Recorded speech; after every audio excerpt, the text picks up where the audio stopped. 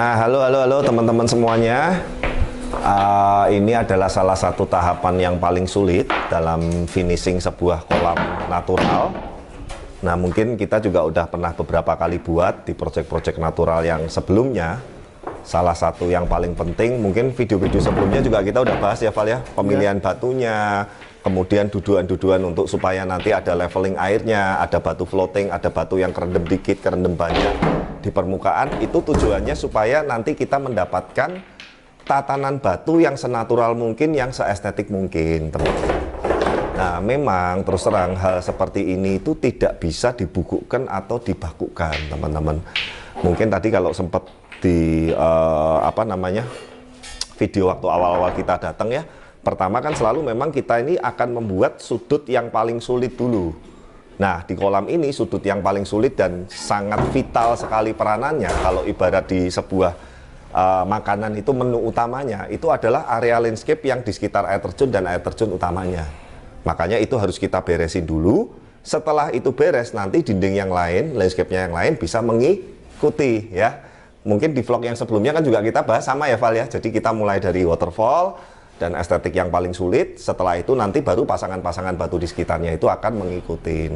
Nah, teman-teman, saya sekali lagi mengingatkan, karena dalam minggu ini cukup banyak yang kirim-kirim video ke saya, yang kebetulan memang maaf, saya harus garis bawahi, memang kita nggak bisa nyalahin beliau-beliau ini, karena memang ada yang menggunakan tenaga sendiri yang saya pikir itu adalah amatir dan memang tidak pegangannya di bidang natural. Ada yang bahkan dia menata sendiri langsung. Dan memang itu mau seperti apapun hasilnya akan kelihatan kaku dan nggak akan kelihatan bagus karena pemilihan batunya udah salah.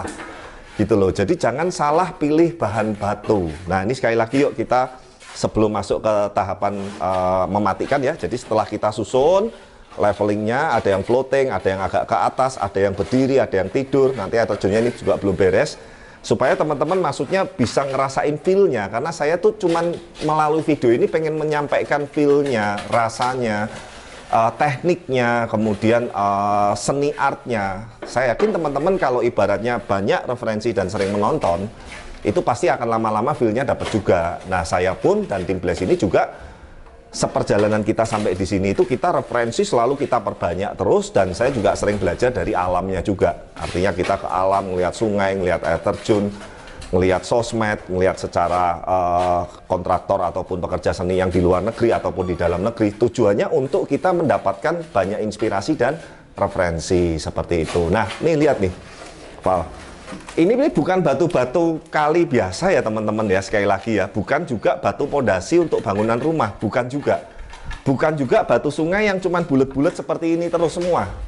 Bukan juga teman-teman. Jadi ini ada beberapa jenis, ada bobbing grey, ada batu api, ada batu sungai, ada batu semi fosil yang warnanya kekuningan ini.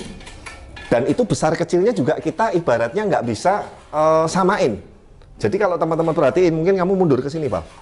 Ini kan soalnya masnya satu ini lagi ngaci, nggak apa-apa, Mas. Lanjut ya, Mas. Aman, lanjut. Noval dan teman-teman lihat, ini besar, kecil, nanggung, besar lagi, agak kecil. Itu intinya harus ibaratnya pakai feeling, teman-teman. Jadi nggak bisa kita pukul rata besar semua, pukul rata kecil semua, pukul rata medium semua. Percaya saya jadinya pasti kaku, seperti itu. Ya, nah nanti kita akan lanjut ini supaya teman-teman ngerti dari dasarnya yang tadinya hanya bentuknya besi seperti ini. Tujuannya untuk menopang, dan saat pengecoran dan pemasangan batu ini belum selesai, nanti kita ganjel dulu seperti ini. Nah, nanti kalau sudah kering, sudah kuat ya Mas ya, ini besinya baru kita potong-potongin, kita rapiin, kita bentuk semaksimal mungkin supaya mengikuti alur batunya seperti itu, dan itu nanti terendam air juga ya. Seperti itu. Nah, setelah ini kita akan lanjut. Jadi mohon maaf teman-teman, memang saya selalu bilang bahwa kalau saya lagi nge-vlog, lagi ngomong begini sambil suruh kerja, sambil suruh nerawang, itu kadang saya bisa ngeblank gitu loh. Bahkan saya sering juga ngomong ke anak-anak, saat kita melakukan finishing seperti ini kita harus fokus gitu loh. Jadi nanti saat kita lanjut, vlognya berhenti dulu ya Val. Mungkin kamu ngambil sinematik ya, tapi jangan tanya-tanya, jangan apa, ikutin aja. Saya nanti masang kemana, ngarahin kemana, bersama dengan tim Blaze kita nanti mau ngelanjut kemana, kamu ikutin aja. Dan saya yakin teman-teman kalau nanti menyimak sampai minimal di air terjun dan landscape kiri ini selesai, nanti mungkin sebagian tanaman planting juga akan kita mulai pasang, tapi belum final peletakannya, nanti masih ada. Nah nih Mas, sorry sebentar, klik sebentar. Nah, kenapa sih ini saya buat ada celahnya sedikit, ini ada celahnya sedikit, nanti ini belum ya, ini nanti ada batu lagi dan ada koral lagi, ini ada celah sedikit, nanti kita akan bermain akar santiki. Jadi seolah-olah ini tebingnya ini nanti dari pohon ini kayak nyambung, keluar akar santikinya keluar sedikit, yang ke arah air terjun juga ada keluar sedikit. Sekali lagi teman-teman, kita tujuan utamanya adalah batunya dan kolamnya ya. Jadi nanti teman-teman jangan bandingin, wah Pak akarnya santiki kurang gede, kurang ini. Nggak kayak si A, si B, si C. Sekali lagi teman-teman, rasa, feel, tema, konsep yang kita mau tampilkan ini belum tentu semua pekerja seni itu sama. Ada yang seleranya yang santikinya yang gede-gede, yang bagus, yang akarnya kelihatan ekstrim. Tapi customer di sini pun sudah sepakat dengan saya bahwa yang kita tonjolin adalah utamanya itu estetika peletakan batunya, tatanannya, jatuhnya air terjunnya, view-nya. Nanti sini juga sebagian seperti biasa ya, Val ya. Ini salah satu keahlian Noval nih. Kita pasang mousse sintetik. Jadi nanti akan smooth, akan cantik sekali. Tapi teman-teman kalau ngikutin dari tahap yang masih awal ini, sampai nanti minimal area sini dan air terjun selesai, saya yakin teman-teman pasti lama-lama juga akan semoga dapat feel-nya. Seperti itu ya. Kita lanjut lagi setelah ini ya.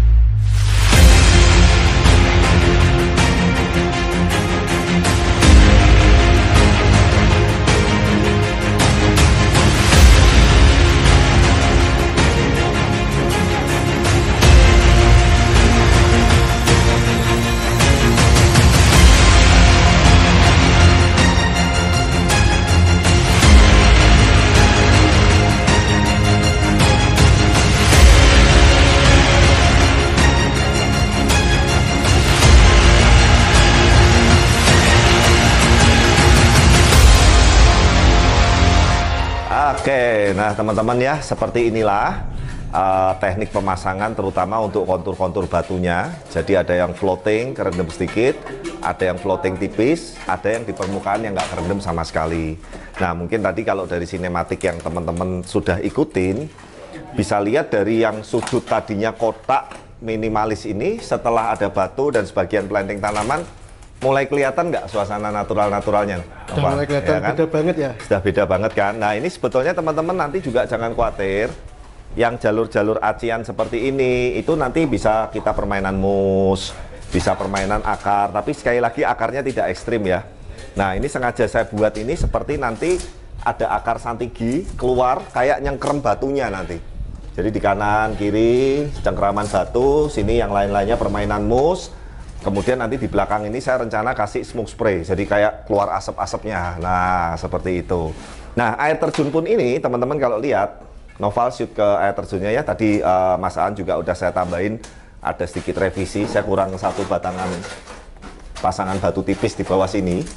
Jadi ini nanti keluarnya ini random teman-teman. Jadi jangan air terjunnya ini juga yang lurus, rapi, rata gitu, kurang enak. Karena ini temanya sekali lagi ada naturalnya. Ada ibaratnya permainan batu alamnya. Jadi nanti sela-selanya keluarnya air terjun ini 1, 2, 3 kena batu tipis ini lagi baru ke kolam. Sehingga gelombangnya untuk air riak kolam pun itu nanti kita akan setting seperti clear. Jadi nggak banyak goyangan. Nah, tanaman pun sekali lagi jangan semua full tanaman semua. Wah ya nanti jadi batunya sekali lagi kita mau menonjolkan estetika penataan batunya, peletakannya. Ibaratnya ini ketemu medium, ketemu kecil, ketemu agak besar, ketemu lempeng, itu kita kepengen memperlihatkan konturnya. Nah nanti yang kosong-kosong ini tuh nanti ada batu koral finish warna kehitam keabuan. Itu kenapa kok nggak saya tabur sekarang? Karena nanti kotor, ini kan masih mau ngerapiin ini, mau ngerjain dinding. Itu nanti intinya yang penting letak-letak tanamannya ini sudah ketata, koral kasarnya yang untuk dasar udah ketata, tanaman utama air terjun udah ketata. Nanti sentuhan terakhir finishingnya, mus, lumut, akar santigi itu nanti di tahap bareng dengan finishing running kolam ya, seperti itu. Nah teman-teman juga lihat di sudut situ, Ini kenapa masih saya kosongin, supaya nanti tanamannya juga temanya beda sama yang dua ini. Kita masih ada tanaman asparagus, belum dapat yang bagus. Masih ada juga tanaman seperti pakis kecil. Masih ada seperti rumput-rumput yang di tepi sungai, itu kita juga belum dapat. Tapi intinya usahakan jenis-jenis tanaman yang tidak terlalu butuh matahari dan tidak gampang rontok, teman-teman ya. Karena ini sekali lagi nantinya di sini adalah area untuk air dan kolamnya. Nah ini batu-batu yang ini nih nggak kepake teman-teman. Jadi sebetulnya bukan jelek, tapi memang sudah terlalu banyak variasi yang kecilnya dan menyerupai seperti itu. Kalau ini saya paksain dipasang juga, nanti takutnya jadinya kesannya monoton seperti itu. Termasuk tuh yang gede itu sebetulnya bagus konturnya. Tapi sekali lagi dengan adanya sudut dan batu yang sudah kita pasang dan ini space-nya ini kecil nih ya Mas Aan. Jadi ini buat teman-teman sebetulnya jangan lihat, wah Pak gampang kolam kecil. Lebih sulit teman-teman, enak yang luas. Nah nanti teman-teman kalau mau lihat yang saya bisa setting maksimal, semoga nanti 2 minggu lagi kita udah mulai berangkat ke Denpasar. Itu nanti ada batu yang sampai 1 meter lebih, ada yang apa, wah itu enak. Karena kenapa? Space-nya luas sekali. Ini kebayang teman-teman, saya harus mikir dan tim Blast, dengan space yang sekecil ini, setipis ini, tapi gimana caranya dapat kontur-kontur batunya ini nggak kaku. Ini yang malah sulit teman-teman. Kalau space-nya lebih lebar, lebih enak ya Mas ya. Misalkan nih, di samping tembok ini masih ada taman. Wah itu enak banget. Di sini ini masih taman tanah, bisa kita setting batu-batu yang di pinggir. Wah itu enak banget. Justru salah satu kelebihan Blast ini dengan yang kolam yang tidak terlalu space besar, dengan arena yang kadang ya ini jujur ya, ini kolam ini juga sifatnya ini meskipun untuk estetika utama di dalam rumah, tapi space yang disediakan ini sangat minim sekali teman-teman. Jadi kita ibaratnya memang harus memikirkan itu juga. Nah nanti di sini nih sudut ini ada tanaman, tapi ingat tanaman ini ya ini tips juga ya, tanaman yang di area ini harus temanya berbeda dengan ini, tapi tidak boleh mencolok dari yang air terjun. Jadi yang paling mencolok tetap harus di sana. Makanya tadi saya ngomong sama Mas Aan ya Mas ya, tambahin 1 lampu titik dari bawah sini, kalau malam itu cahayanya naik ke atas. Karena ini batangnya ini nanti ketemu kayu santigi, ketemu koral, ketemu lumut mus, di sini yang mau saya tonjolkan utama. Ya, karena itulah kita perlu lampu sorot 1 kuning untuk ke atas. Nah, yang di sana itu tidak boleh lebih dominan dari sini, teman-teman. Itu catatan penting. Jangan sampai juga kita ibaratnya apa ya? Saling bertabrakan, di sini dominan, di sana dominan, nanti malah konsepnya temanya kita mau sudut utamanya yang mana, jadi tidak maksimal seperti itu. Dan jadi sekali lagi yang masih kelihatan berantakan, masih kelihatan tanamannya, plastiknya, tanahnya, ini belum final. Nanti kalau udah final, bersih, rapi semua, taburan koral yang paling bagus, yang paling lumayan ya Mas, tadi 1 plastik 30.000. Iya, 30.000. Mungkin ini kayaknya total semua ini 10 plastik kayaknya kurang, ya kan?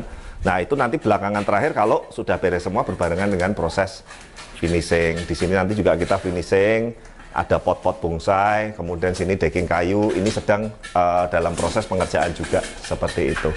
Nah mungkin cukup ini dulu ya. Nanti kita next semuanya ini udah beres. Tanaman plantingnya juga udah beres, filter apa udah mulai persiapan running, dan semoga nanti decking kayu yang di dinding ini juga sudah mulai terpasang. Nah nanti teman-teman bisa lihat bedanya sangat-sangat jauh sekali teman-teman. Nah semoga tadi tips untuk terutama para pecinta kolam koi dengan tema natural ya bisa bermanfaat. Sekali lagi teman-teman, memang di sini tidak ada yang baku atau tidak ada yang bisa kita ibaratnya pakemkan. Makanya saya selalu bilang, kalau masalah filtrasi, masalah pemipaan, masalah sistem, itu kita standar baku. Mau di kolam A, B, C, kota A, B, C, semua standarnya sama. Tapi kalau sudah berbicara meletakkan batu, ini kita harus benar-benar lihat case per case, improvisasi harus jalan, feeling harus jalan, rasa juga harus jalan. Makanya seringkali kalau di kolam-kolam tema natural, biasanya saat pemasangan batu seperti ini, meskipun saya sudah percaya dengan Aan, saya sudah percaya dengan tim Blast, tapi tetap saya biasanya juga ada untuk memastikan supaya penataan batu ini bisa ibaratnya sinergi dan bisa terpasang dengan maksimal seperti itu. Nah itu tadi teman-teman tipsnya bagi teman-teman yang berminat dengan settingan kita, dengan standar filter kita, dengan desain-desain kolam kita baik natural maupun minimalis. Nanti teman-teman bisa langsung hubungin kontak di bawah ini ya. Saya Aan, Mas Eko, tim, Mas Gendut, Noval, dan semuanya tim Blast, kita pamit unjuk diri. Sampai ketemu nanti di video-video berikutnya. Jangan lupa dukung terus channel kami, like, comment, subscribe, dan sampai ketemu di video berikutnya. Bye-bye.